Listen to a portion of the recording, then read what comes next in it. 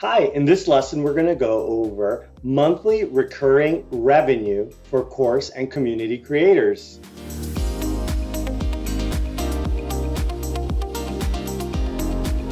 Hi, everyone.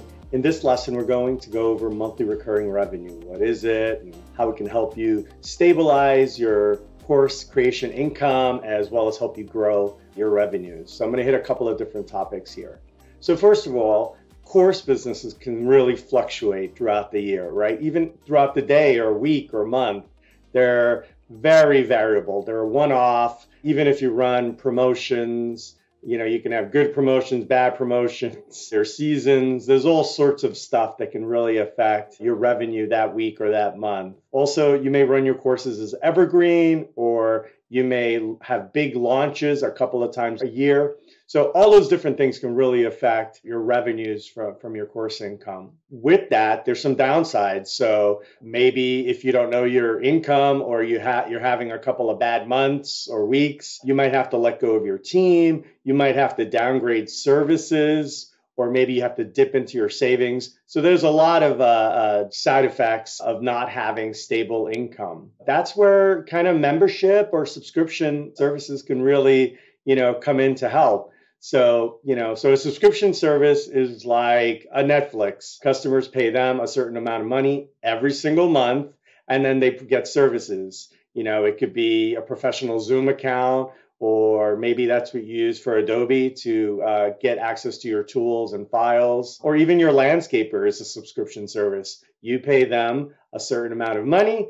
They mow your lawn. They keep going forever until you tell them to stop. So that's typically how a subscription service works. And they usually auto renew, right? So they just keep going. At the end of the year, they might let you know, hey, we're going to keep going. And they might let you know when they charged your bill. But other than that, they keep delivering their service and you keep receiving the benefits as a consumer. Monthly recurring revenue is when you're receiving regular income every single month from a particular, let's just say, a student. So if you sold a course, that'd be a one-off sale and they come whenever they come. But a monthly recurring revenue, let's just say like a community membership, every month you're going to receive a sale, or maybe they choose to pay you every year.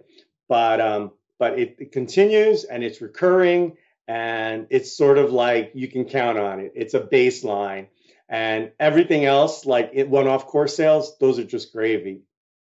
So an important example of a recurring subscription business would be a community site. So let's just say you have a course and it teaches design, and after that, there's this community, this site where you help your students talk to each other, you're answering their one-off questions, you have topics, maybe you give them special content. That is a community site, and often those community sites are structured as recurring revenue. So it could be a monthly recurring revenue, or it could be that they decide to pay for the year. But usually community sites are a good example of what course creators can use for recurring revenue. And another example is coaching. It could be one-on-one coaching or one-to-many.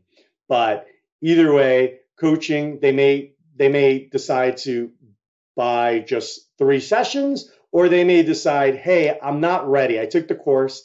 Help me out with the next year. I need to navigate. I have some very specific questions and topics and issues that I didn't get resolved in your course.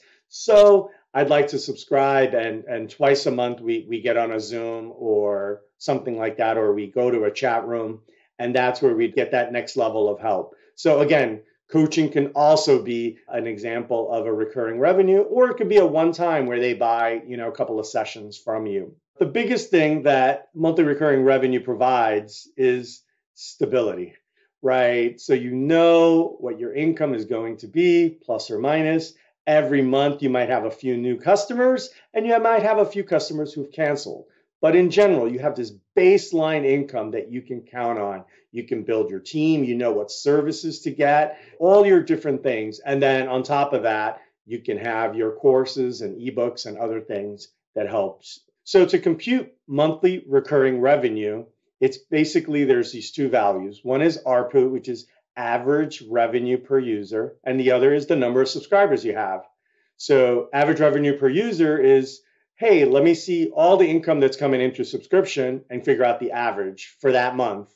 And then the number of subscribers is how many in general, plus or minus, how many subscribers did you, maybe at the end of the month, did you end up with for that, for your subscription services? You take both of those and you multiply it, and that's your monthly recurring revenue. So it's your total, and it's letting you know what's your baseline for that month. And remember, some customers don't really want subscriptions, so you have to work those in too. So give them options, like in the coaching example we just gave. Maybe they don't want to have some company bill them irregularly, or maybe they are watching their finance, or maybe they just prefer to pay now, get the service, and that's it. Or pay now, you could buy a car, and you could, pay, if you're really, really into your finance, you could have saved for years and then you buy your car, or you buy a portion and then you make ongoing payments. So some people just don't like that. So you should always, think about that. There's, different kinds of customers out there. And also, when you have subscription, you can offer a monthly plan or an annual plan. So some people maybe could save money by buying the annual, or some people don't want to spend that much money all in one shot, so they prefer a monthly. So there's different angles and there's different kinds of concerns that your students would have. So think about that. So in the end, you're going to have your courses, and maybe at the end of your course, you might provide a discount or something, or an upsell to some extra thing. So that's a good thing. You should do that. In addition to that, wouldn't it be great if that extra thing is now recurring revenue? So they bought your course, you got the spike, and now for another number, you're receiving that for months or even years. So all these things could help you really grow your online course business. All right, I hope this lesson was helpful for you. Thank you, and I'll see you next time.